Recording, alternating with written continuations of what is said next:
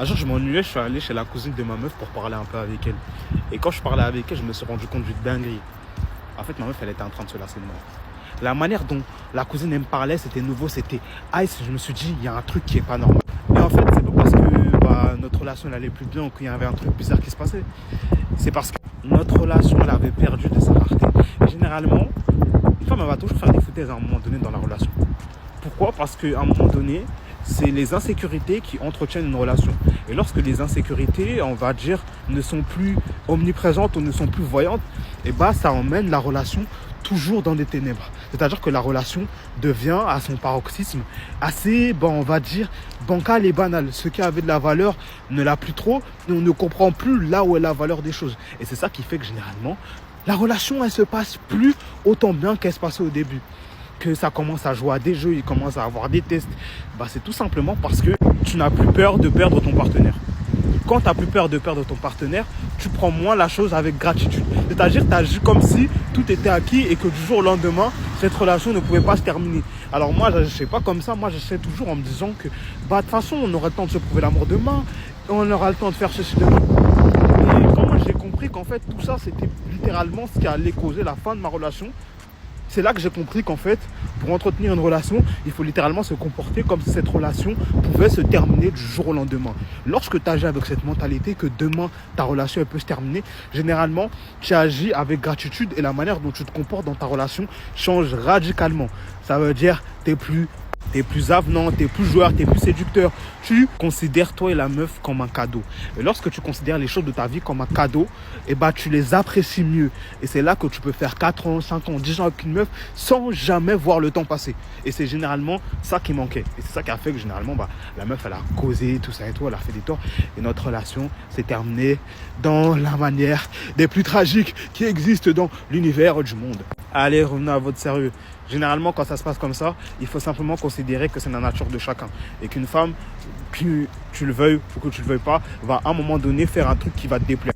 C'est comme ça, c'est dans leur nature, elles ne sont pas mauvaises et on n'est pas non plus parfait. Et c'est pour la connaissance de cette nature qu'il faut agir en conséquence. Lorsque tu connais la nature d'une chose, agis en conséquence afin que le problème que cette cause peut créer n'agisse plus sur toi. Je te laisse sur cette barre. Check. Messieurs, comprenez que le confort total est l'ennemi numéro 1 de votre attractivité. Si vous agissez comme si votre femme ne pouvait jamais partir, vous cesserez inconsciemment de faire les efforts qui l'ont séduite au départ. Ne devenez pas prévisible et banal sous prétexte que vous êtes ensemble depuis des années. Gardez cette part de mystère et d'indépendance qui rappelle à votre partenaire que vous êtes un homme de valeur qui a d'autres options, même si vous la choisissez elle chaque jour. Le deuxième conseil est de cultiver la gratitude active.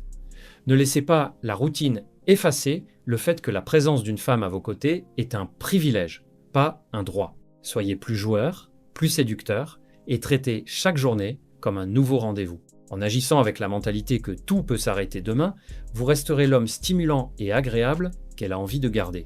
La maîtrise de la nature humaine consiste à savoir que, pour garder quelqu'un, il ne faut jamais lui donner l'impression qu'il vous possède totalement. Bonjour, on va commencer par quelque chose de simple. Vous allez commencer donc par me dire qui est cette meuf. Je cherche à savoir parce que, bizarrement, c'est quelqu'un qui a l'air de pouvoir dire tout un tas de choses sans pouvoir être contredite. Et le pire dans tout ça, c'est qu'elle a l'air d'avoir une armée numérique tellement puissante que j'ai été signalé sur ma dernière vidéo où j'expliquais ma vision de ses propos à elle. C'est dommage que moi, je sois obligé, et j'ai pas de fille, de me dire que des mères, donc les mères de demain, et peut-être des femmes qui ont déjà des filles, ou même des filles elles-mêmes, soient en train de valider ces propos, et tout ça dans le plus grand des calmes. Avec ce que j'appelle une logique bon marché, que nous dit Yanissa? Si vous couchez sans engagement, les filles, qu'est-ce qu'un mec gagne à se mettre en couple avec vous? Et c'est déjà là que toutes les filles donnent raison. Parce que bien évidemment, toutes les filles qui donnent raison partent du principe simple que tous les hommes sont là pour ça. En gros, les hommes ont des pulsions, les femmes n'en ont pas.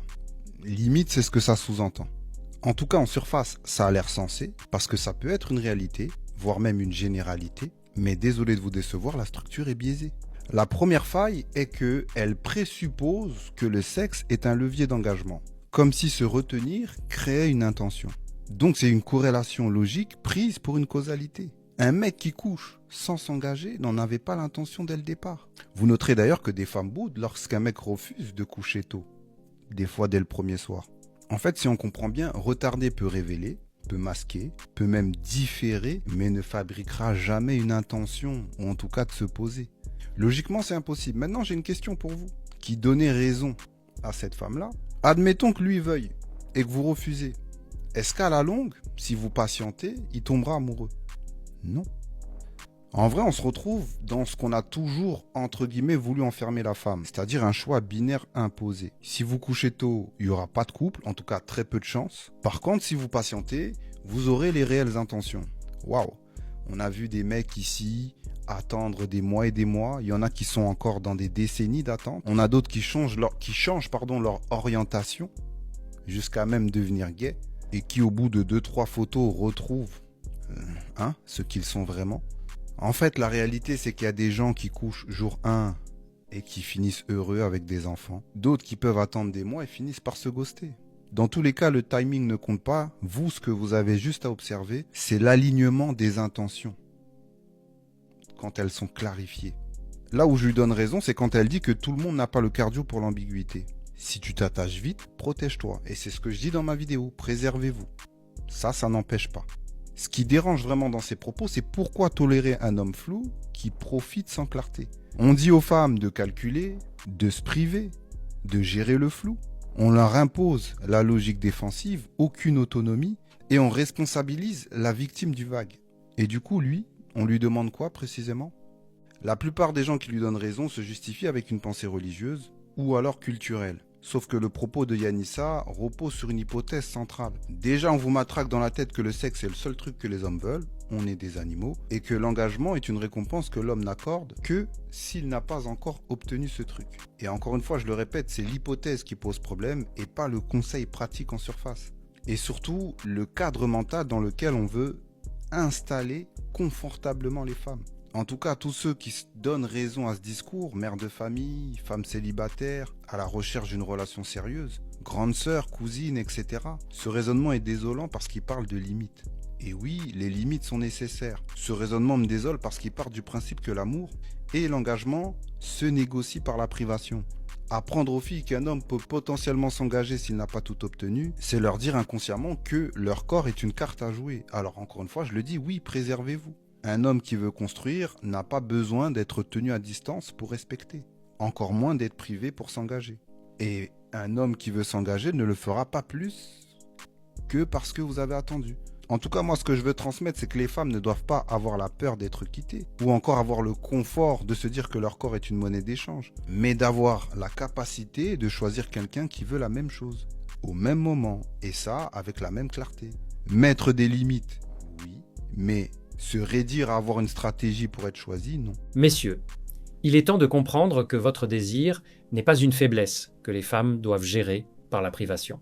Un homme de valeur n'a pas besoin qu'on lui refuse l'intimité pour qu'il développe du respect ou une intention de construire. Si vous ne vous engagez que parce qu'on vous a fait attendre, vous n'êtes pas dans l'amour, vous êtes dans la conquête. Soyez clair sur vos intentions dès le premier jour. L'honnêteté est la seule base solide pour une relation qui ne repose pas sur des jeux de pouvoir. Le deuxième conseil est de ne pas valider cette vision de l'homme animal. En acceptant l'idée que l'engagement est une récompense pour avoir patienté, vous vous dévalorisez vous-même. Montrez que votre respect pour une femme ne dépend pas de la date à laquelle vous avez couché ensemble. Un homme qui sait ce qu'il veut ne change pas d'avis après une nuit, qu'elle ait eu lieu le premier soir ou après 6 mois.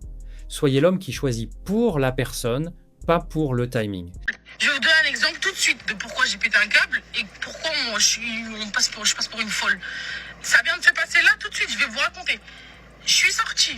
Il m'a dit, ouais, ce soir, j'ai envie de manger un espèce de poisson pané. Vous savez, le poisson pané, là, avec du riz et tout, là, non. Je dis, ok, je vais au magasin, il n'y a pas de poisson pané. Ça veut dire, je l'appelle, je dis, ouais, il n'y a pas de poisson et tout, là, là. Il me dit, ok. Il me dit, ouais, prends un autre truc. Et on a ici, genre, un pulled cook. Je sais pas si vous savez ce que c'est, mais ils font du poulet, des bananes, des saucisses, halal et tout. Et il me dit, ouais, prends des saucisses. Ok, vas-y, je rentre à la maison, je prends la voiture. Je vais pour chercher les saucisses et tout. Et en gros, arrivé là-bas, je prends les saucisses, machin. Il m'a envoyé l'argent pour prendre les saucisses. Je prends. Et du coup, des bananes aussi. Maintenant, il me dit quoi? Il m'écrit il m'envoie un message, il me dit ouais, je veux bien aussi de la sauce poivre ou de la sauce, écoutez bien, ou de la sauce champignon crème. Et je lui dis bah vas-y, je vais faire champignon crème. Et là, il me dit quoi? Donc moi, je sors du pull cook là où j'ai pris les saucisses, je suis allée, il y a un carrefour à côté, et je vais au carrefour prendre des champignons et de la crème. Sachant que moi, j'aime pas les champignons et la crème, donc il va être le seul à le manger. Je dis vas-y, je vais faire ça. Et là, je lui dis, tu veux ça ou pas et tout, là, là. Il me dit, non, je veux sauce poivre. Et voilà, j'ai les captures d'écran, j'ai les messages. On va pas me prendre pour une folle. Il me dit, non, sauce poivre. Et comme ça, non, pas s'il te plaît, Walou. Donc je lui dis, bah non, mais j'ai déjà pris la crème. Et je lui envoie le snap comme quoi j'ai déjà les champignons et la crème dans les mains. Il me dit, non, vas-y, c'est bon, je veux plus. Voilà, et du coup, moi, je pète un câble, je parle mal. Je dis, tu me fais tourner en bourrique, il est 17h.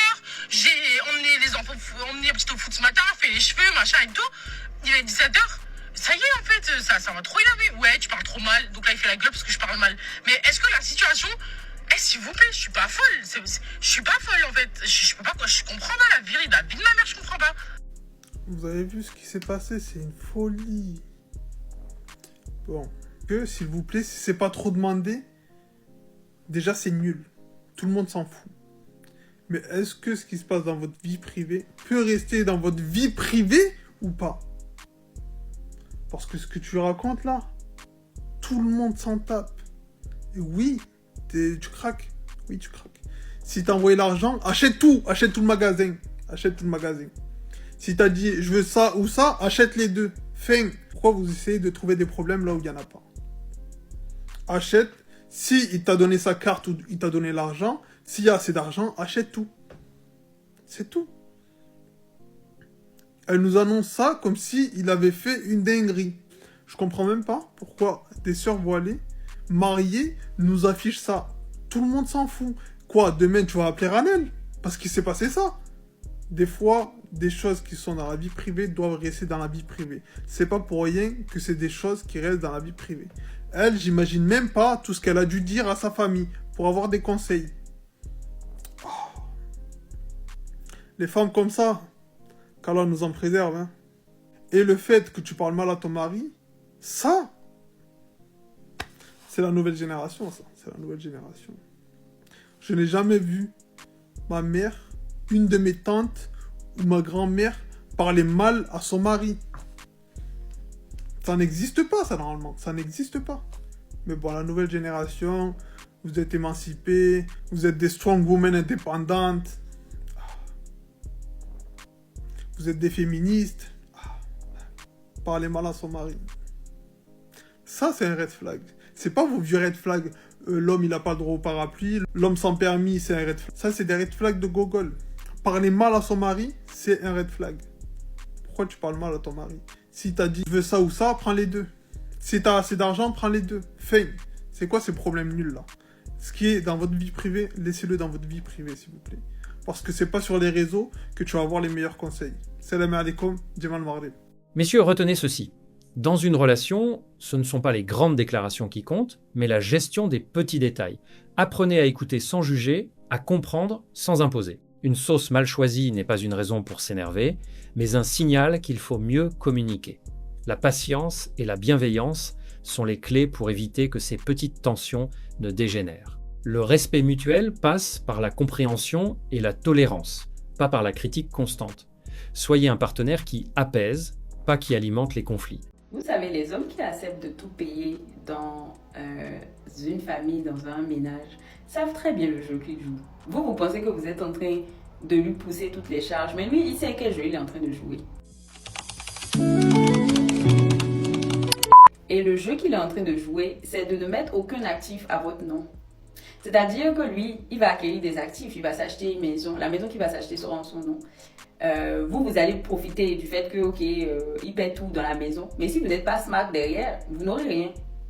Parce qu'il va se dire, mais moi je paie tout dans la maison, donc pourquoi est-ce que je mettrai, c'est moi qui rapporte la moula en fait, donc pourquoi est-ce que je mettrai son nom sur les actifs en fait, sur la maison, sur les possessions, pourquoi? Parce que c'est mon argent.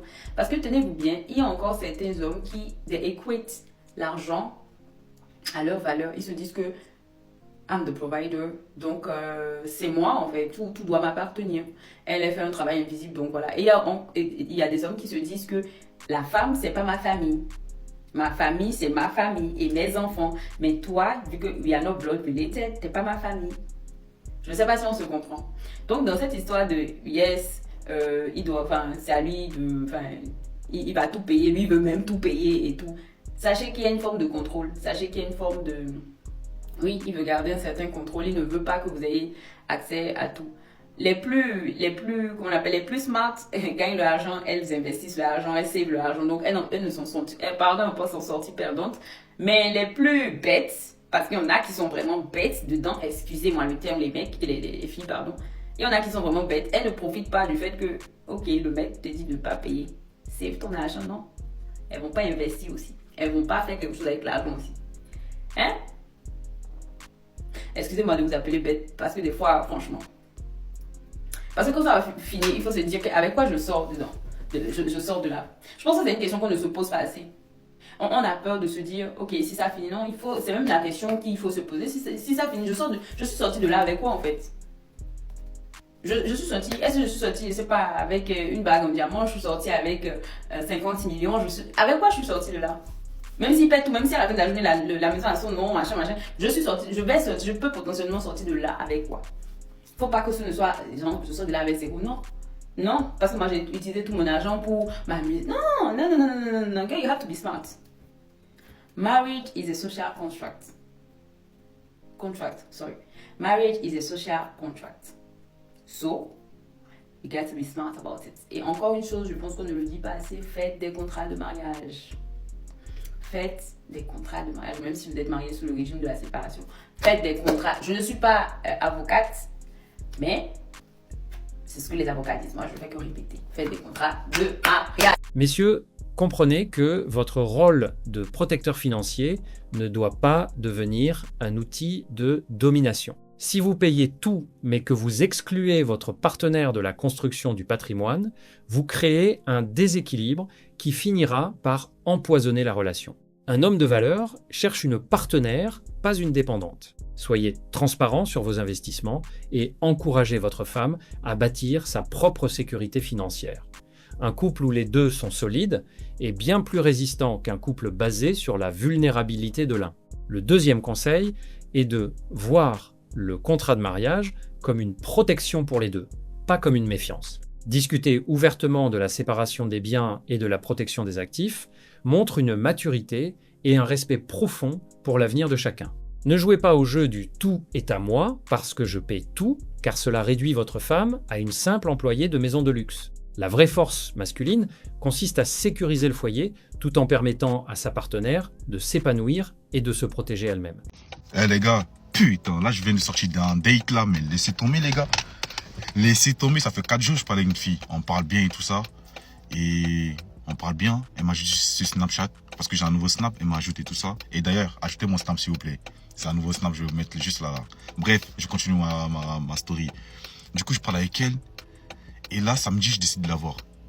Elle m'envoie son adresse, je vais chez elle. J'arrive en bas de chez elle, tout ça, je l'appelle, je dis ah ouais, je suis en bas, elle me dit ok, y a pas de souci, tout ça. C'est quoi? Je vois, il y a un mec qui descend. Un bas de toute façon. Hein. Il dit attends, c'est pas possible. Je lui envoie un message, je dis je suis là. Je vois la meuf en question me dit ouais, je suis en bas, je te vois pas. Je dis attends, comment ça? Mais pourtant je vois c'est le babtou en mec qui répond au message. Je dis attends, ça je suis dans quel délire là en fait. Après le babtou ça rapproche. Je baisse ma vitre tout ça. Et il me dit ça va maître. Ça a pas été long le trajet. Je dis attends, qu'est-ce que tu racontes là? C'est qui ton mec toi? Il me dit ouais, c'est toi mon maître, c'est toi qui t'es venu. C'est toi Benji? Je dis ouais, c'est moi Benji. Il dit t'es qui toi? Il me dit ouais, Lina, c'est avec qui tu parles, c'est moi. Il dit qu'est-ce que tu me racontes là? Qu'est-ce que tu me racontes là? Tu veux que je te nique ta mère ou quoi? Il me sort désolé en fait, je t'aime, en fait si t'es là, c'est que tu lèches je lèche tes pieds, tu me payes, je te paye 200 €. Je dis tu veux que je t'encule ta mère ou quoi? Tu veux que je te baisse ta race là? Il me dit s'il te plaît en fait, j'aime trop quand tu m'écris dessus. Et je dis en fait, je sais pas comment vous expliquer, j'avais une haine. J'ai craché, j'ai pouf. Après le mec me dit oh maître, encore crache-moi dessus, laisse-moi tes pieds. Je dis, ouais. Il me dit, mec, j'ai 200 €, je te passe tout ça.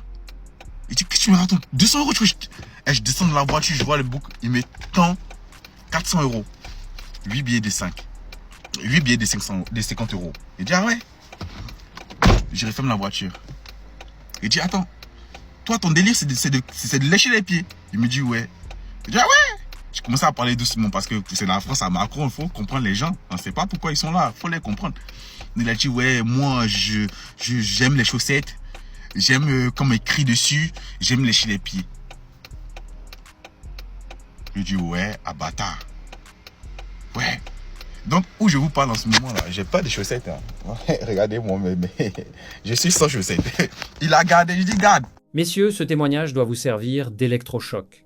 Ne perdez jamais votre dignité pour un fantasme ou une validation extérieure. Un homme qui se réduit à l'état d'esclave pour satisfaire des pulsions fétichistes n'est plus un homme, c'est une ombre. La vraie force réside dans la maîtrise de ses instincts et dans le respect de son propre corps. Si vous en arrivez à payer pour vous faire humilier, c'est que vous avez un vide immense à combler que seul un travail profond sur votre virilité et votre estime de soi pourra guérir. Le deuxième conseil, et pour ceux qui sont témoins de cela, ne vendez pas vos principes pour de l'argent facile.